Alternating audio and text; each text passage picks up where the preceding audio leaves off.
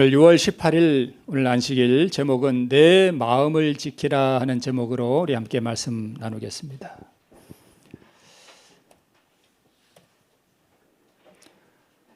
먼저 우리 영상을 하나 좀 보도록 하겠습니다. 는쟁이벌입니다. 짝짓기를 마친 는쟁이벌 암컷.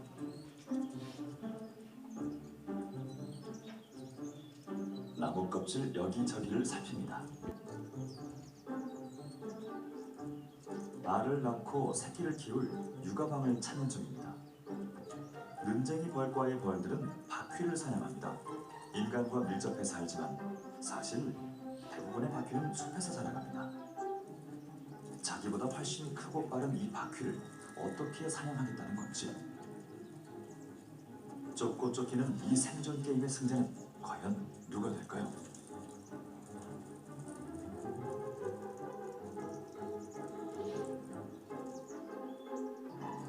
하지만 는쟁이 벌에게 포기란 없습니다.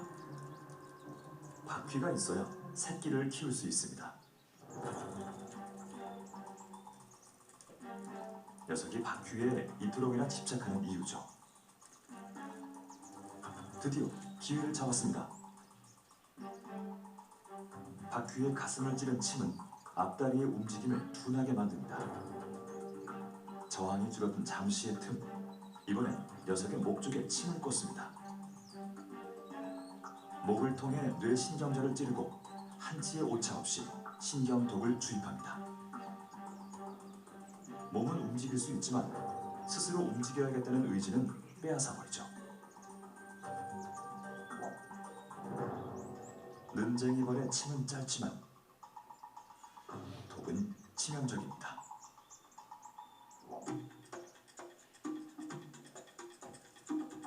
는쟁이벌은 입 대신 몸의 진동을 이용해 더듬이를 자릅니다. 물수는 있지만 끊지는 못하는 입을 가졌죠. 바퀴에게 더듬이는 냄새를 맡을 수 있는 코였고 적을 감지할 수 있는 눈이었습니다.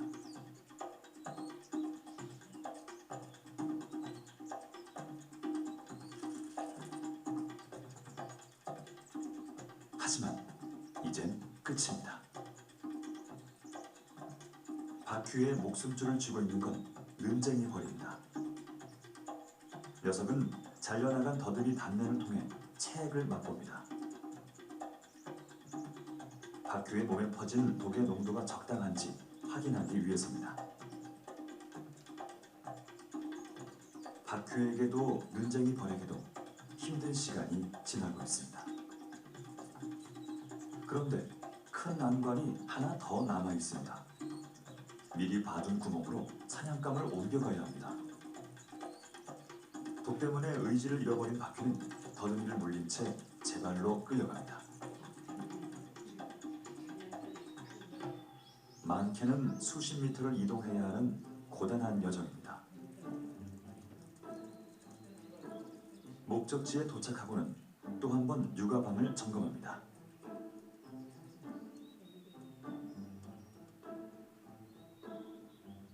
혼자 남겨진 바퀴는 제 무덤이 코앞인데도 도망칠 생각을 못합니다. 다른 는쟁이벌이 나타났습니다. 시간 관계상 여기까지만 보도록 하겠습니다. 무슨 내용인지 아시죠? 네, 는쟁이벌이라는 이 벌이 바퀴벌레를 사냥해서 나중에 어떤 내용이 나오냐면 이 는쟁이벌을 자기가 파놓은 육아방에 놓고 거기다 알을 하나 딱 낳아요. 그럼 배에다 놓으면 이 알이 부화를 해서 이 바퀴의 체액을 다 빨아먹어요. 한 3일, 3, 4일 정도면 다 먹고 그새 뭐 커요. 그래가지고 다 먹고 이제 바퀴벌레는 죽겠죠. 그러면 거기다가 이제 고치를 만들고 그 이듬해 부화를 합니다. 그러면 바퀴벌레는 그 는쟁이벌의 육아방 안에서 체액을 다 빨리고 서서히 죽어갑니다. 지금 여기 있는 이 장면은 영화의 한 장면인데 이 사람이 누구냐 하면 가룟 유다입니다. 예수를 팔아넘긴 이후에 양심의 가책을 받아서 은 30을 제사장들에게 탁 이렇게 던지는 장면으로 보입니다. 그렇죠? 뭘 던지는 것 같죠? 네. 유다는 왜 이렇게 수많은 사람들에게 배반의 아이콘이 됐을까? 왜 그는 자신의 구세주를 팔아넘김으로 무 사람들에게 저주의 표적이 됐을까? 성경은 유다가 예수님을 팔기 전에 유다의 마음속에서 일어났던 한 사건을 이렇게 기록하고 있습니다. 오늘 본문의 말씀이죠. 마귀가 벌써 시몬의 아들 가룟 유다의 마음에 예수를 팔려는 뭘 넣었더니 생각을 넣었더니 이렇게 기록하고 있습니다. 어느 날 유다에게 예수님을 팔아야 되겠다는 생각이 불현듯 떠올랐을 것이고 유다 자신은 이 생각이 자신의 아이디어인 줄로 생각했겠죠. 그리고 자신의 지혜에 대해서 자신을 아주 자랑스럽게 생각했습니다. 그런데 오늘 이 말씀에 의하면 유다의 마음에 일어났던 그 생각은 유다 자신의 생각이 아니라 외부에서 유다의 마음 안으로 주입된 생각이었습니다. 그렇죠? 네. 주입된 생각이었습니다. 마치 는쟁이 벌이 자기의 독을 바퀴벌레의 뇌 속에 침투시켜서 바퀴의 생각과 바퀴의 자유의지와 그의 정신을 완전히 뭐 해버렸습니까? 지배해버렸습니다. 그렇죠? 그리고 완전히 통제했던 것처럼 그렇게 유다의 생각은 사단에게서 주입된 생각이었습니다. 그렇죠? 네. 그러면 는쟁이가 바퀴벌레를 꼼짝 못하게 만들기 위해서 자기의 독을 집어넣었죠. 그렇죠? 마찬가지로 사단은 유다를 자기의 목적에 사용하기 위해서 자기의 뭘 집어넣었어요? 생각을 집어넣었습니다.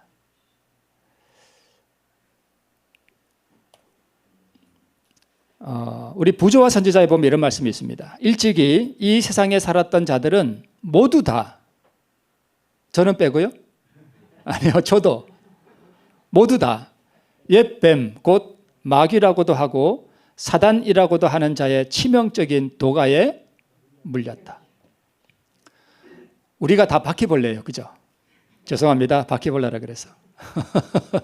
아까 그 영상에 의하면 그렇다는 얘기예요. 그죠?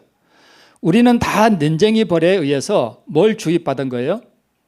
독을 주입받았습니다. 그래서 우리는 다 죽음이 왔어요.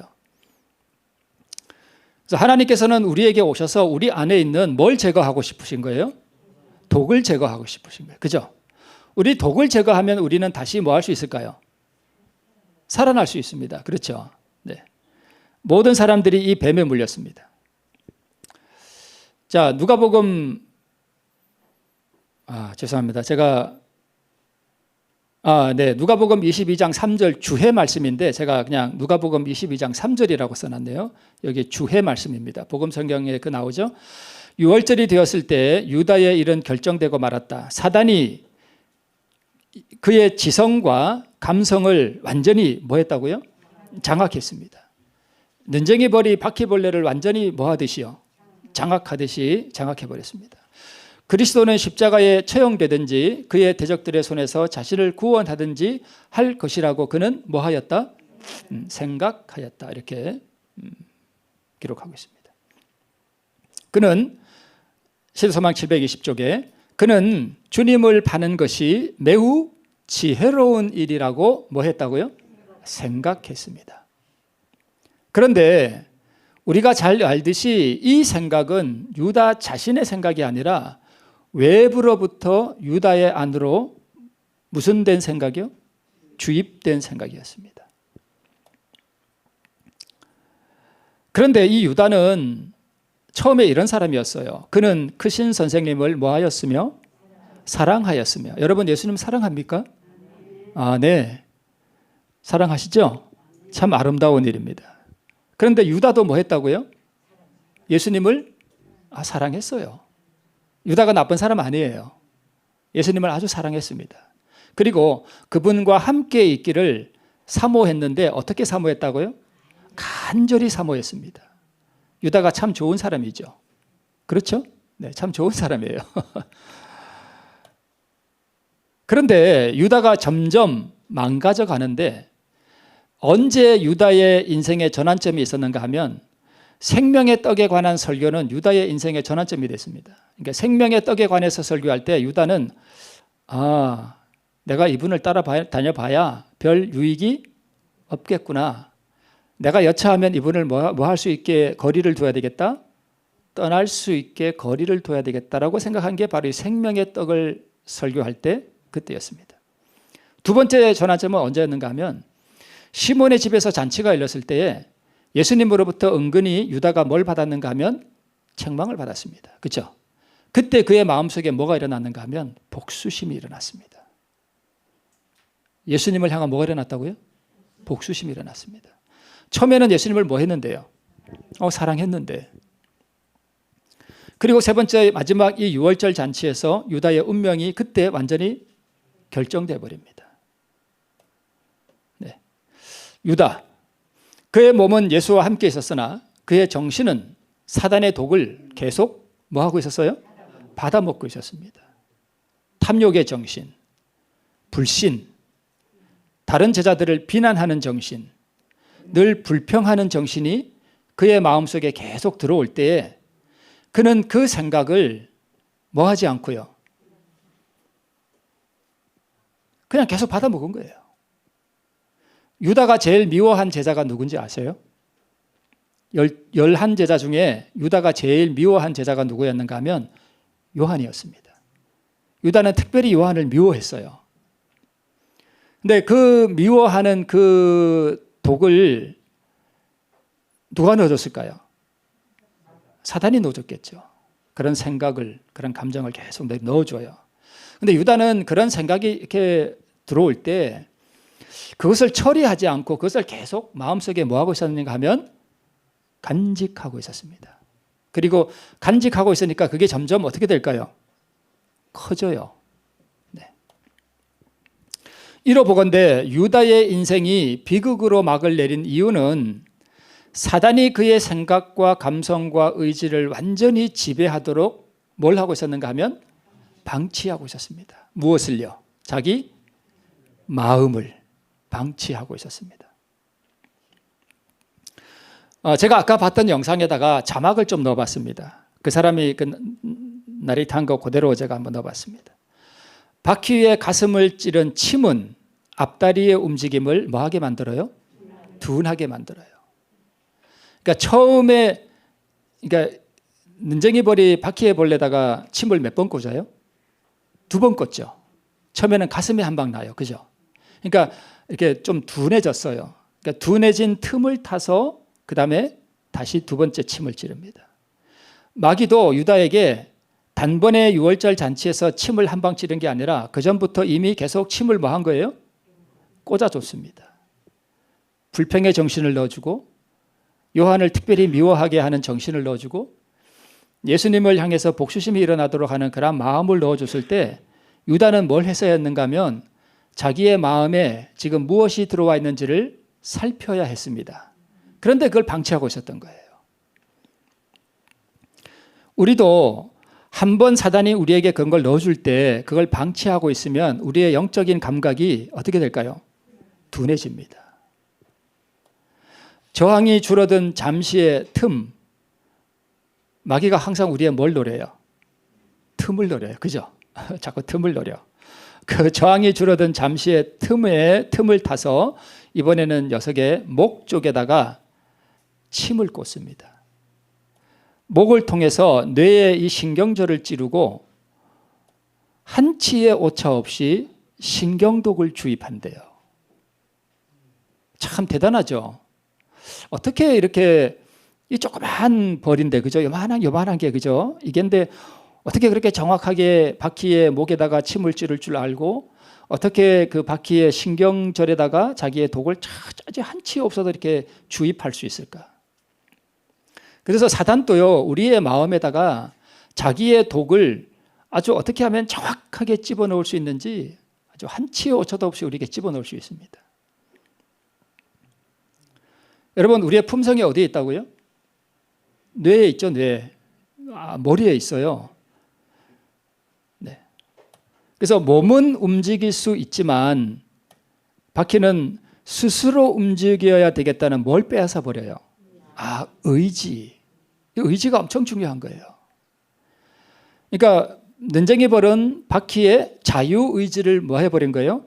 빼앗아 버렸습니다. 우리도요, 우리 모두가 다 에덴 동산에서 아담이 타락할 때에 우리의 뭐가 다 무너졌는가 하면 자유의지가 사실은 우리가 다 망가져 버렸습니다.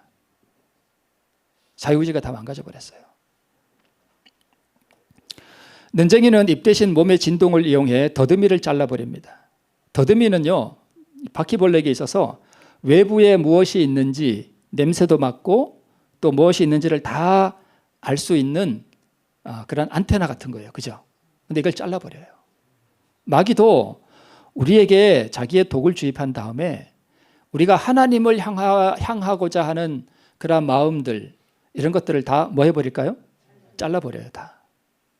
그래서 우리가 이렇게 삶을 살아갈 때 만약에 여러분 그러시진 않겠지만 내 마음이 늘 감자밭에만 가 있다. 그러면 뭐가 잘라진 거예요? 내 더듬이가 다 잘라진 거예요. 그게 심각한 상태예요. 내 마음이 늘 고추밭에만 가 있다. 그러면 이게 신경절이 이게 더듬이가 잘라진 거예요. 아주 둔해지고. 그래서 내가 무엇을 향해 가야 될지, 내 앞에 무엇이 있는지, 내 앞에 어떤 위험이 있는지 모르고 계속 그 육적인 세상의 것만 자꾸 쫓아간단 말이에요. 사단이 다 잘라버려요. 그죠? 네. 바퀴에게 더듬이는 냄새를 맡을 수 있는 코였고 적을 감지할 수 있는 뭐라고요? 눈이었어요. 근데 이스라엘 백성들도 이 더듬이를 다 마귀가 잘라놔가지고 영적인 눈이 다 멀어버렸어요. 그래서 예수님이 백성들에게 뭐라고 말해요? 너희는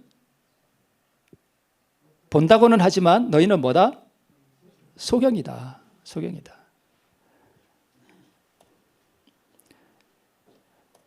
바퀴에 목숨줄을 쥐고 있는 것은 누구라고요? 눈쟁이 벌이에요. 그래서 만약에 우리가 이 사단이 주는 그런 독을 우리가 계속 받아먹고 그것을 방치하고 있으면 결국 누가 우리의 목숨줄을 쥐게 되는가 하면 마귀가 우리의 목숨줄을 쥐게 된단 말이에요. 그죠? 자, 독 때문에 무엇을 잃어버린 바퀴는? 의지를 잃어버린 바퀴는 더듬이를 물린 채 자기 발로 끌려가요. 그죠? 자기 발로 끌려가. 그 저항을 못해. 그죠? 이게 마치 영적인 우리의 모습과 아주 유사합니다. 마귀에게 끌려가요. 눈쟁이 벌의 독은, 제가 잘못 넣었습니다. 눈쟁이 벌의 독은 바퀴의 목숨을 끊어놓지는 않습니다. 이게 다 나레이터가 한 얘기예요. 뭘 지배하면서? 정신을 지배하면서 몸을 움직이지 못하게 만들어버리죠. 다 보진 않았습니다만 뒤에 가면 이게 바퀴벌레에 잘라진 더듬이에요. 그리고 바퀴벌레는 서서히 뭐 해가요? 죽어가요. 너희가 살았다는 이름은 가졌으나 실상은 뭐한 자로다? 죽은 자로다 하는 이 이야기는 결국 우리가 마귀가 우리에게 주는 그 독을 받아먹고 우리가 영적으로 다 죽어간다는 말이에요. 그죠? 그리고 자기가 죽은 줄도 몰라. 마비돼가지고 마귀가 다 정신을 지배해가지고 죽은 줄도 모른다는 것입니다. 자, 보세요. 바퀴벌레의 몸에 뭘 주입하죠? 신경독을 주입하죠. 그리고 바퀴벌레에 뭘 빼앗아 버려요? 자유의지를 빼앗아 버려요. 그리고 바퀴벌레의 정신을 지배해요. 그리고 자신의 아래 먹이로 삼아요. 마귀가 꼭 이렇게 우리에게 한다는 것입니다. 그러면 마귀가 유다에게 주입한 그 독은 뭘까요? 생각이었습니다. 예수를 팔려는 뭘 넣었더니? 생각을 넣었더니.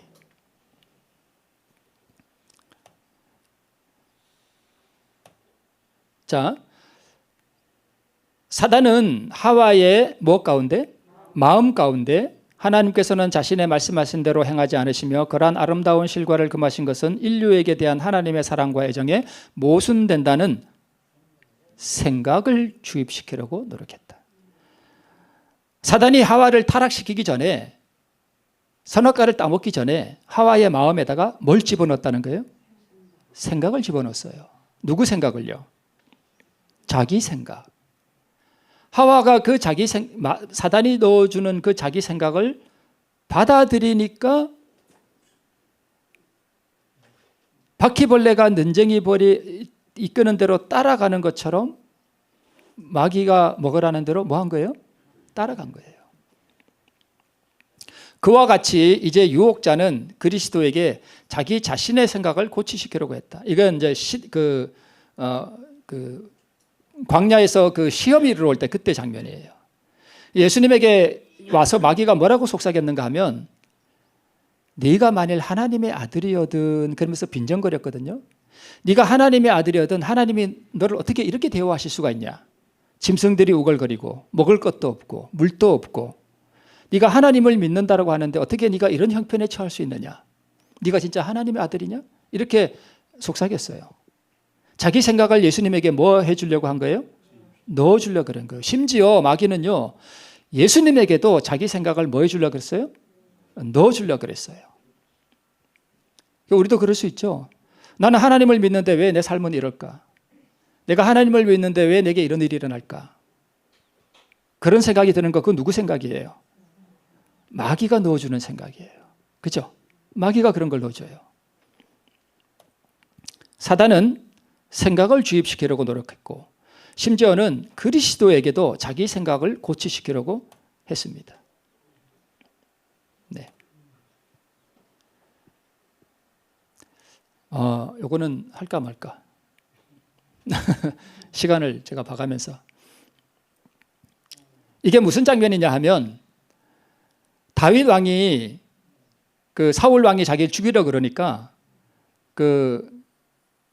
이제 그 높당에 있는 제사장 아히멜렉에게로 도망가죠.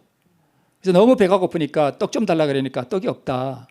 그러니까 성소에서 물려낸 떡을 먹었죠. 그러니까 죄가 안 됐죠. 그리고 칼 좀 하나 달라 그러니까 골리앗이 찾던 칼 있죠. 그걸 줬어요. 그게 거기 있었나 봐. 그랬는데 나중에 사울 왕이 뭐라고 얘기하는가 하면 왜 나에게 다윗이 어디 있는지 고발하지 않느냐. 너희들 다윗과 한통속이다. 그러니까 그 신하 중에 누가 있었냐 하면 도액이라는 신하가 있었는데 이 도액은 에돔 사람이에요. 근데 이 에돔이 바로 그때 거기 있었어요. 다윗이 아히멜렉 제사장에게 갔을 때. 그때 이 도액이 자기가 그때 본 장면을 사울 왕에게 얘기해 주면서 여차여차 이렇게 해서 아히멜렉이 다윗에게 칼도 주고 음식도 줬다. 그러니까 쉽게 말해 다 한통속이다. 사울 왕을 대적하려고 하는 한통속이다. 그러면서 사울의 마음에 격한 감정을 끌어오르게 만든 게 도액이었습니다. 그래서 진짜 분노한 사울이 옆에 있는 신하들에게 이 아히멜렉에 있는 제사장들을 다 죽이라 그랬습니다. 그죠? 그때 제사장들이 신하들이 안 죽이려 그러니까 누가 죽여요? 도액이 나와서 다 죽여버렸습니다. 85명을 죽였습니다. 사단은 도액이라고 하는 이 비열한 한 사람의 입술을 통해서 사울 왕의 마음을 뭐 해버린 거예요? 휘저버렸습니다. 그의 마음에 사단은 도액이라고 하는 도구를 통해서 주사기를 통해서 사울의 마음에다가 뭘 착 주사를 놓은 거예요? 독을 집어넣은 거예요. 자신의 독을 집어넣습니다. 도액이라는 사람의 말을 통해서 독을 집어넣었어요. 그러니까 사울이 그 독을 탁 받아 먹으니까 사울 왕이 어떻게 됐습니까? 붕괴했습니다. 다 죽여버렸습니다. 그렇죠? 사단은 직접 우리에게 자기 생각을 넣어주기도 하지만 다른 사람들의 통해서 나에게 또 뭘 집어넣어요? 독을 집어넣어요. 다른 사람의 말을 통해서 독을 집어넣습니다. 자기 생각을 집어넣어요. 여기 보세요. 한 번의 눈짓과 손짓 그리고 말의 억양 하나가 사단에게 포착되어 그의 화살로 이용됨으로써 무서운 독을 다른 사람에게 뭐 할 수도 있어요? 주입시킬 수도 있습니다. 도액. 그 혀야말로 어디에서 나온 불이었다?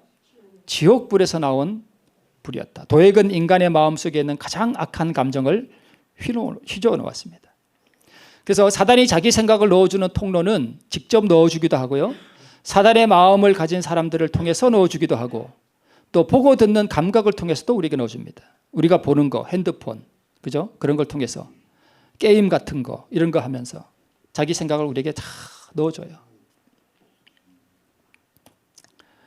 예수를 팔려는 생각을 넣어줬습니다. 상처받은 자존심, 나에게 함부로 못하게 하기 위해서 예수를 팔려는 생각을 넣어줬고, 타인의 실수에 대한 생각과 복수의 감정들 사단이 넣어주는 거고요.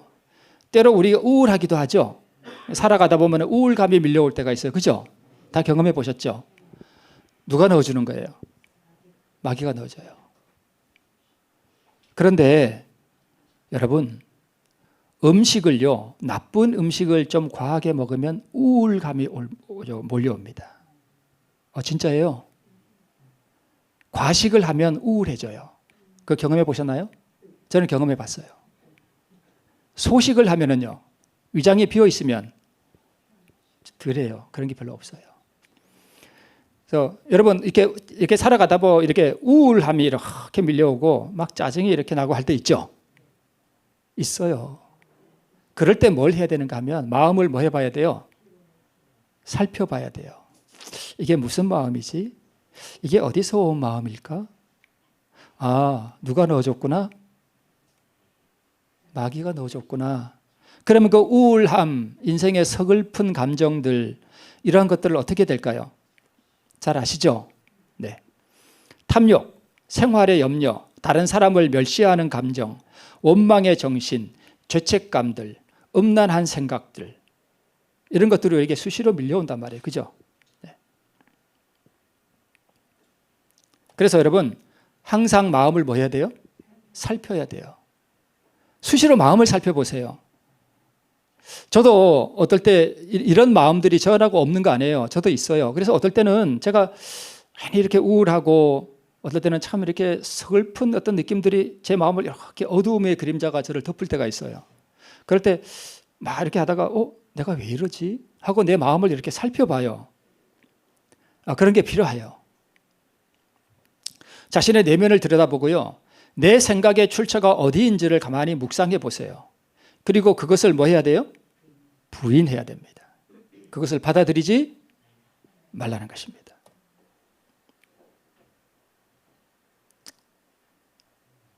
이 영상 우리 안 봤죠? 여기서는. 한번 좀 볼게요. 이것도 영상입니다.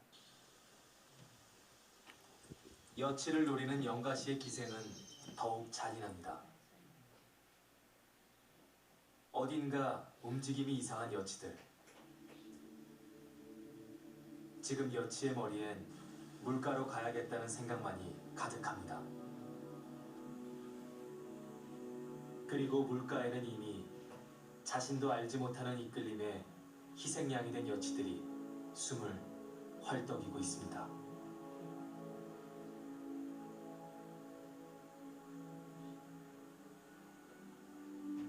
이윽고 쑥 여치의 항문에서 나오는 연가시.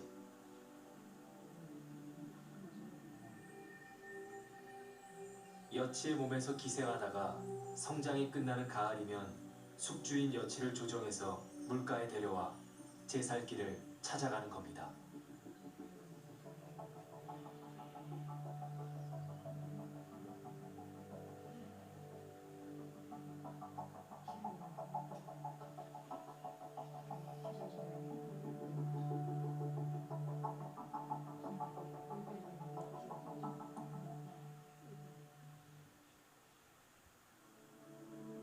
길이가 10cm에서 최장 90cm에 이르고 숙주 한 마리에 5마리씩 기생하기도 하는 연가시는 숙주의 몸을 만신창이로 만드는 잔인한 놈들입니다.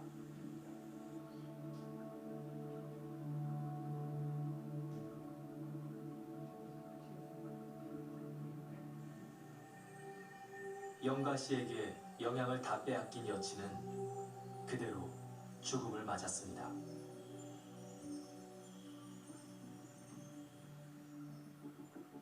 목적을 이룬 연가시는 겨울 동안 물속에서 여러 마리가 뭉쳐서 월동을 하고 봄이 오면 산란한 알들이 다시 여치 같은 육식성 곤충의 몸에 들어가서 잔인한 기생을 시작할 것입니다.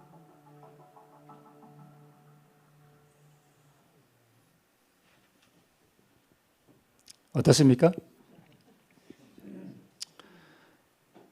연가시가요, 물에서 다시 알을 낳아요. 알을 엄청나게 많이 낳습니다. 그러면 이 알이 이 산에 이런 시내 같은데, 그죠? 그런데 이렇게 알을 낳아요. 그러면 이 알이 뭐 장구벌레라든가 이런 게 이제 먹어요. 그러면 또 그런 장구벌레를 먹는 다른 곤충에 의해서 또 옮겨가요. 그리고 최종적으로 뭐 여치라든가 또는 그 사마귀 이런 게 그걸 잡아먹으면 점점 이제 옮겨가면서 최종적으로 여치라든가 이 사마귀 같은 몸에서 이제 자라요. 뱃속에서 점점 자라요. 그래가지고 이제 그 여치나 사마귀의 영양분을 다 빨아먹으면서 이제 자라가다가 가을이 되면 여치의 뇌를 조종합니다. 조종해서 물가로 가게 만들어요. 참 대단하죠. 그러면 여치가 무슨 생각이 들을까요? 어디로 가야 되겠다? 물가로 가야 되겠다. 물가로 가야 되겠다. 나는 물가로 가야 된다. 나는 물가로 가야 된다. 진짜 그런 생각을 하는지 모르겠습니다만 그런 생각하니까 가겠죠. 그래가지고 물가로 가요. 왜 물가로 데려가는가 하면 물가로 가야 자기가 그 몸 밖에서 빠져나와가지고 자기가 다시 살 수 있거든요. 연가시는 물이 있어야 돼요. 그러면 저 시냇물에 그 연가시 알이 많을 텐데 우리가 그 연가시 알이 많이 든 물을 우리가 시냇물을 이렇게 마시면 어떻게 될까요? 연가시가 생겨요, 우리한테도? 우리한테는 안 생겨요. 우리가 그 알을 든 물을 마셔도 우리의 위장에서 다 녹아버립니다. 그래서 괜찮아요, 우리는. 염려하지 마세요.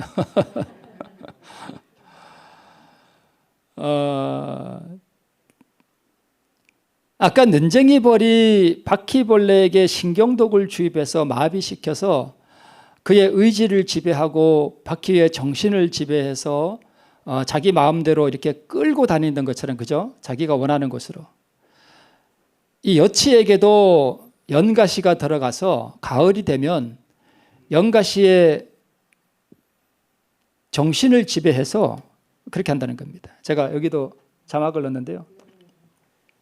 지금 여치의 머리에는 물가로 가야 되겠다는 뭐가 가득합니다? 생각이 가득합니다. 이 생각은 누가 준 생각이에요? 연가시가 준 생각이에요.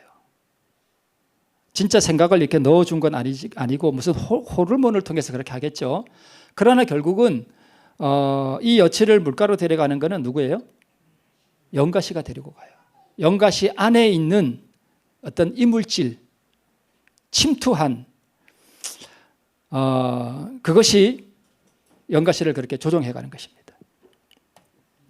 연가시는 숙주인 여치의 몸에 기생하다가 가을이 되면 여치의 뭘 조종해요? 뇌를 조종해요. 그래서 물가로 데려옵니다. 이제 6월절이 됐을 때 사단도 유다의 마음에 뭘 넣어줘서요? 생각을 넣어줘서 유다를 어디로 데리고 가요? 예수님을 팔로 제사장에게로 가게 만들잖아요. 그죠? 가게 만들죠. 그거 누가 끌고 간 거예요? 누구의 생각이에요? 마귀의 생각이에요. 바퀴벌레나 여치가 자기 의지와 상관없이 끌려가서 그렇게 한 것처럼 유다도 마귀가 주는 그 생각을 받아먹고 그 생각대로 지금 마귀에게 끌려가서 그렇게 하는 것입니다. 예수를 팔려는 생각을 넣어줬습니다. 유다가 그 생각을 받았습니다. 유다의 자유의지와 지성과 감성을 사단이 완전히 뭐 해버렸어요? 지배해버렸습니다. 유다는 마귀의 생각을 따라서 행했습니다. 그 이후에 후회와 죄책감과 심판의 두려움이 밀려왔습니다. 마지막에 사단이 무슨 생각까지 넣어줬는가 하면 죽어.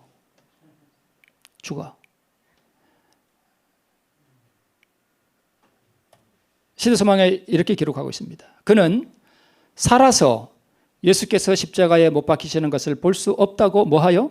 생각하여 절망 중에 나아가 스스로 목을 메어 죽었다. 이렇게 되어 있습니다. 옛날 제가 장위동 그 일가족 살인 사건 제가 한번 그 말씀드린 적 있죠. 말씀드렸나요? 기억하시나요? 예, 기억하시는 분. 나중에 영이 사단의 영이 그 친구 이름이 뭐더라? 해서 아버지하고 엄마하고 조카하고 5명을 다 죽였어요.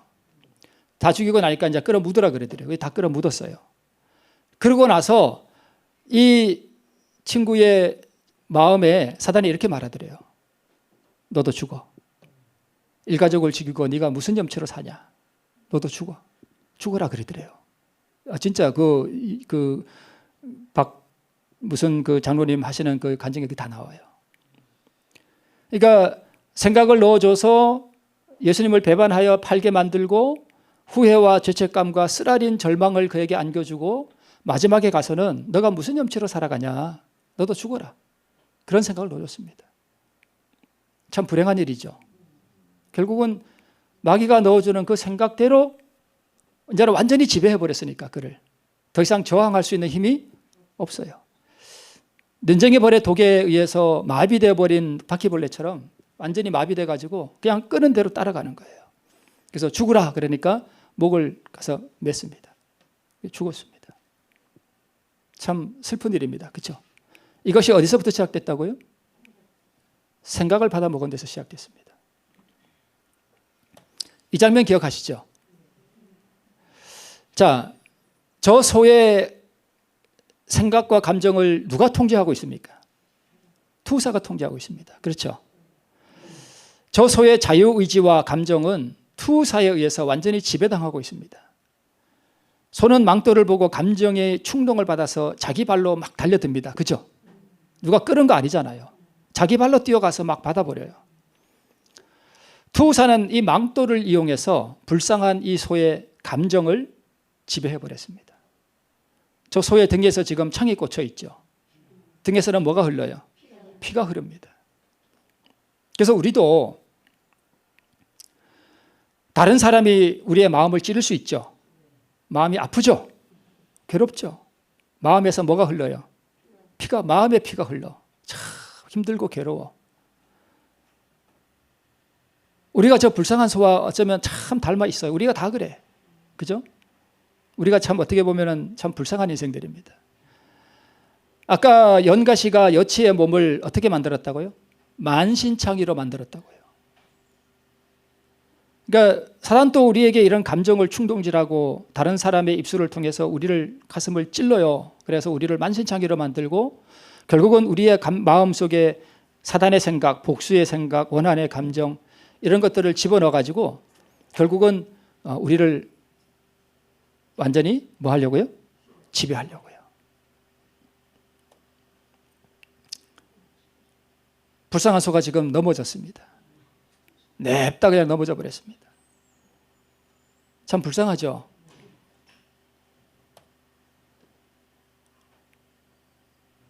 바퀴벌레가 눈쟁이 벌이 잡아 끄는 대로 지금 질질질질 뭐 하고 있어요? 끌려 다니고 있습니다.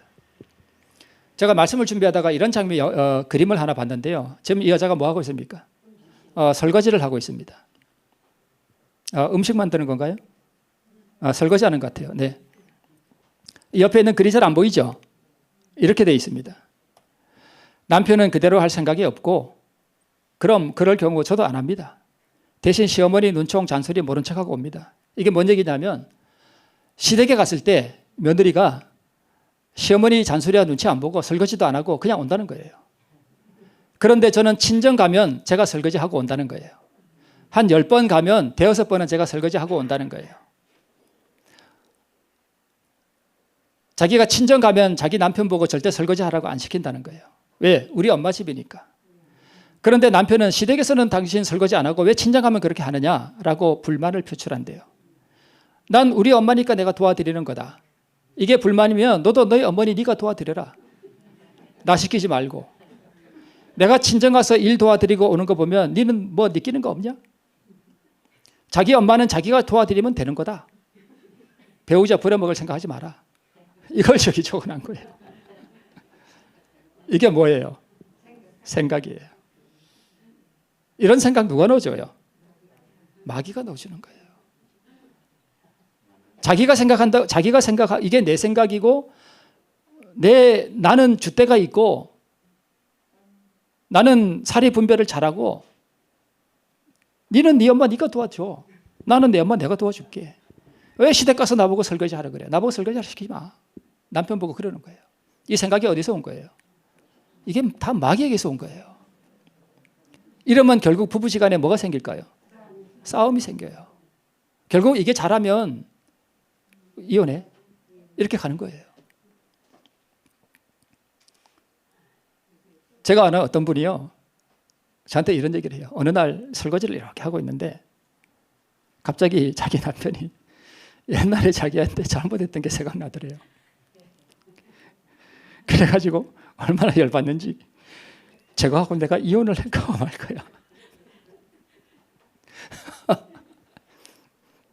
제가 들은 얘기예요. 진짜예요. 그 누가 넣어준 생각이에요. 마귀가 넣어준 생각이에요.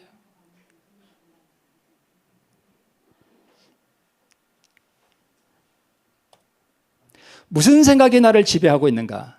내 안에 있는 생각은 하늘에서 온 것인가? 여러분, 마음을 살피셔야 돼요. 그래서 무릇 지킬 만한 것보다 더욱 뭘 지키라?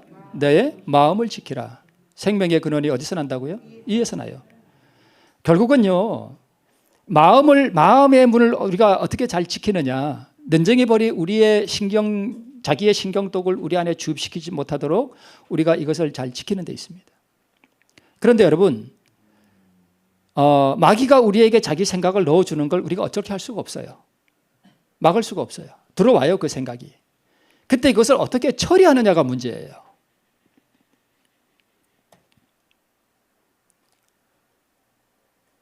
마귀도요, 사단은 자기의 품성을 이해하고 그분의 선하심을 알면서도 자기 자신의 이기적이고 독자적인 자기 생각을 따르기로 선택했던 것이다. 이 선택은 그에게 결정적인 것이었다. 마귀가 처음에 타락할 때도 이게 자기 마음에 어떻게 그 생각이 드는지 우리 참 이해할 수 없지만, 내가 하나님보다 더 높아져야 되겠다는 이상한 그 어떤 생각이 그의 마음속에 들어올 때 그 생각을 뭐 했더라면, 버렸더라면, 그 생각을 부인했더라면 오늘날 이러한 타락한 악한 이러한 현상이 없었을 텐데, 마귀는 자기 생각을 계속 키웠습니다. 그리고 그 생각을 따르기로 뭐 했다고요? 선택했습니다. 그것이 타락이에요. 가야바가 대제사장이었죠. 그 죄수는 예수님이죠. 그 죄수를 바라보고 예수님의 고상하고 존귀한 예모에 감탄하였다. 그는 이 사람이 하나님께 속했다는 확신을 갖게 되었다. 그러나 다음 순간 그는 경멸하며 그 생각을 물리쳐버렸다. 이걸 물리치면 안 되는데, 이건 좋은 생각이었는데, 그죠? 생각하기 나름이에요. 그 생각을 받아들였더라면 가야바가 어떻게 됐을까요? 우리는 잘 모릅니다. 그리스도의 온 영혼은 그 생각을 몹시 싫어하였다. 그분이 구원하시고자 했던 자들, 그분이 그렇게 극진히 사랑하신 자들이 사단의 음모에 연결되리라는 사실은 그분의 마음을 찔렀다. 투정은 무서웠다. 이거는 겟세마네 동산에서 있었던 사건이에요. 마귀가 겟세마네 동산에서도 예수님에게 자기 생각을 넣어주려고 그랬습니다. 당신 제자가 당신 배반할 거야. 십자가 소용없어. 그냥 하늘로 돌아가. 예수님의 영혼은 그 생각을 몹시 뭐 했다고요? 싫어했대요. 그리고 그 생각을 예수님이 받으셨을까요? 안 받았습니다. 독 때문에 의지를 잃어버린 바퀴는 더듬이를 물린 채 제 발로 뭐 해가요? 끌려다닙니다. 혹시 이거 제가 다른 데서 한번 썼던 영상인데 여러분에게도 한번 좀 보여드릴게요.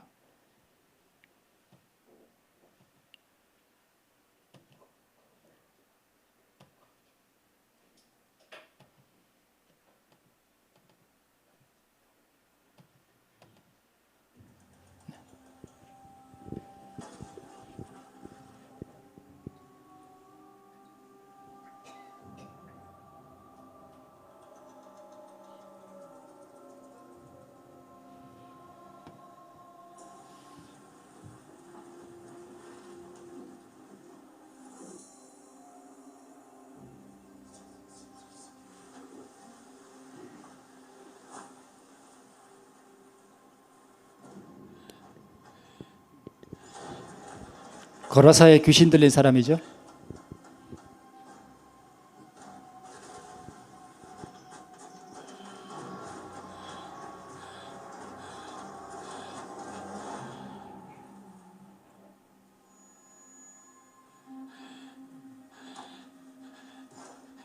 높으신 하나님의 아들 예수님, 저와 무슨 상관이 있습니까?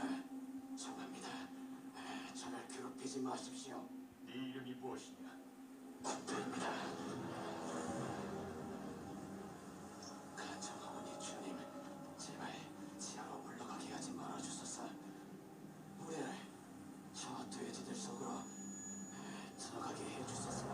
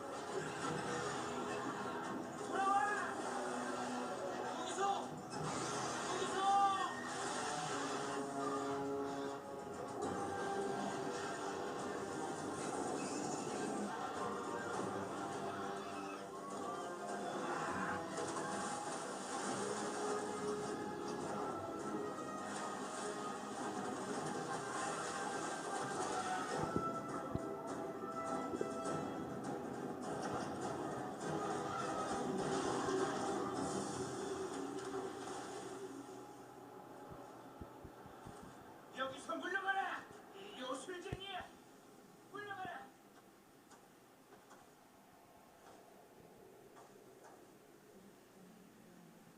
여기서 물러가라! 물러가라! 여기서 물러가라! 당신이 어디를 가시든 따르겠습니다. 부디 저를 받아주십시오. 집으로 돌아가. 하나님께서 너에게 해주신 일을 전해라.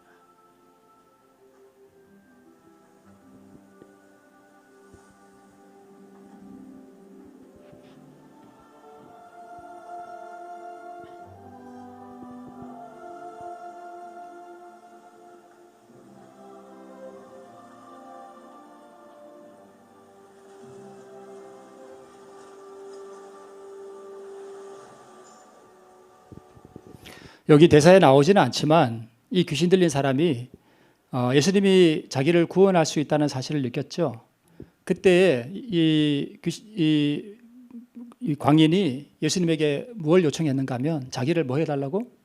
구원해 주시기를 마음속으로 외쳤는데 엉뚱한 말이 나오는 거예요. 그죠? 사단이 우리에게 자기의 생각을 넣어주고 자기의 감정을 고취시킬 때에 우리가 할 수 있는 일은 그거예요. 그걸 주님께 자기 마음을 살피고 이렇게 왜 이렇게 부부지간에도 이렇게 살다 보면 배우자가 이렇게 좀 못하게 보일 때가 있잖아요. 그 좀 한심스럽게 보이기도 하고 참 그런 거 다 알잖아요, 그죠? 그런 게 다 누가 넣어주는 거예요? 마귀가 우리에게 넣어주는 거예요. 그럴 때 자기 마음을 살피고 그것을 얼른 어떻게 해야 되는가 하면 하나님께 드리고 우리가 하나님의 도우심을 구해야 돼요. 그걸 계속 가지고 있으면 그것이 결국 사단의 뭐예요? 독이에요, 독. 그것을 우리가 받아먹게 된다는 것입니다.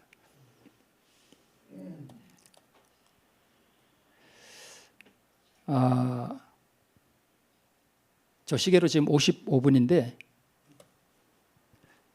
제가 이걸 말씀을 드릴까 말까? 드릴까요? 네. 차가 많이 막혔죠? 네. 제가 지난 5월 8일 날 무슨 날이죠? 어버이날이죠. 그날 장례가 2번 있었어요. 한 번은 홍천을 가야 했고 한 번은 서울을 가야 했습니다. 이제 홍천을 먼저 갔어요. 가서 이제 장례가 끝나고 다 보고 점심 때 이제 서울을 출발했습니다. 근데 그날이 어버이날이고 또 석가탄신일이고 또 일요일이에요. 그러니까 서울 가는 길이 오후에 서울 올라가는 길이 어떨까요? 이렇게 되어 있습니다. 내비가 또 엉뚱하게 2차선으로 저를 안내해가지고 여러 차선이면 또 저한테 2차선이 쫙 막혀 끝이 안 보여. 점심 때 출발했는데 서울에 언제 도착했냐면 저녁에 도착했어요. 차가 얼마나 막히는지. 그럴 때 이게 뭐가 올라오죠? 이렇게? 이렇게 올라오죠? 저도 이제 이게 올라와요. 이렇게 올라오다가 마음을 또 차분히하게 한번 이렇게 쑥 가라앉았다가 또 이렇게 올라오다가 제가 또 이렇게 가라앉히면 또 쑥 내려가다가 이게 자꾸 올라갔다 내려갔다 그래요. 그때 제가 어떻게 했냐면 다 아시죠? 어떻게 했는지. 네, 하도 말씀드려서 다 아시죠? 그걸 주님께 드리고 제가 또 뭘 했는가 하면 제가 뭘 바꿨냐 하면 생각을 바꿨습니다. 생각을 바꾸세요. 생각을 어떻게 바꿨냐 하면 저희 가족 중에도 이미 돌아가신 분들이 여러 있거든요. 제가 가끔 그런 생각해요. 화장을 해서 단지 안에 이렇게 들어가 있어요. 아무 의식도 없고, 그죠? 죽음이란 게 참 두려운 거예요, 어떻게 보면. 근데 저는 지금 뭐 하고 있어요? 살아 있어요. 아직 은혜의 기회가 있고. 이거 얼마나 감사한 일이에요, 그죠? 그래서 제가 생각을 바꿔서 짜증나는 것에 생각을 바꿔서 제가 감사를 드렸습니다. 하나님 앞에. 하나님, 정말 진정으로 감사합니다. 내가 아직 살아있음과 그 다음에 그 5월에 푸른 그 들판들과 그 산들의 실록이 우거진 그런 것들을 감사했습니다. 그러니까 어떤 현상이 일어나는가 하면 물론 차가 막혀서 짜증이 나는 그런 것들도 완전히 사라짐과 동시에 이 보이는 실록들이 너무 아름답게 보였습니다.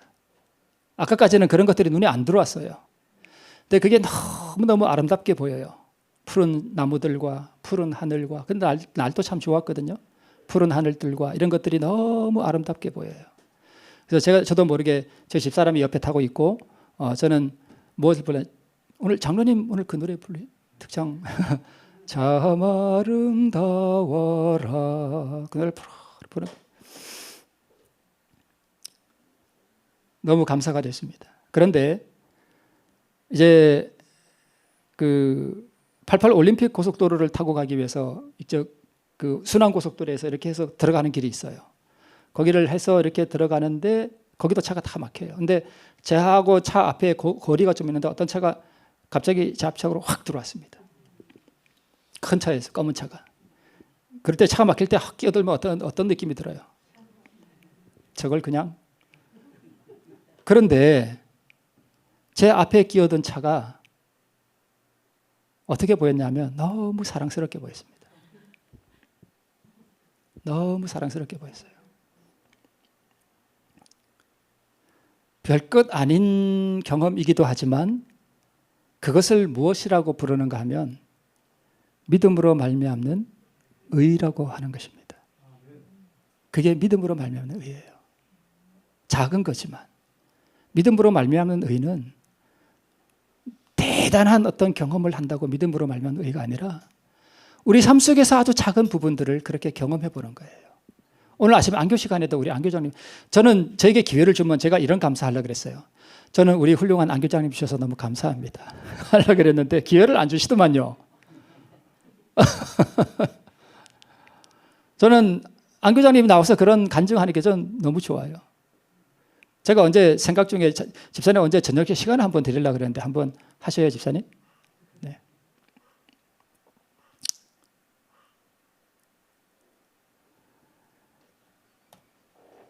마귀의 생각을 뭐 하라고요?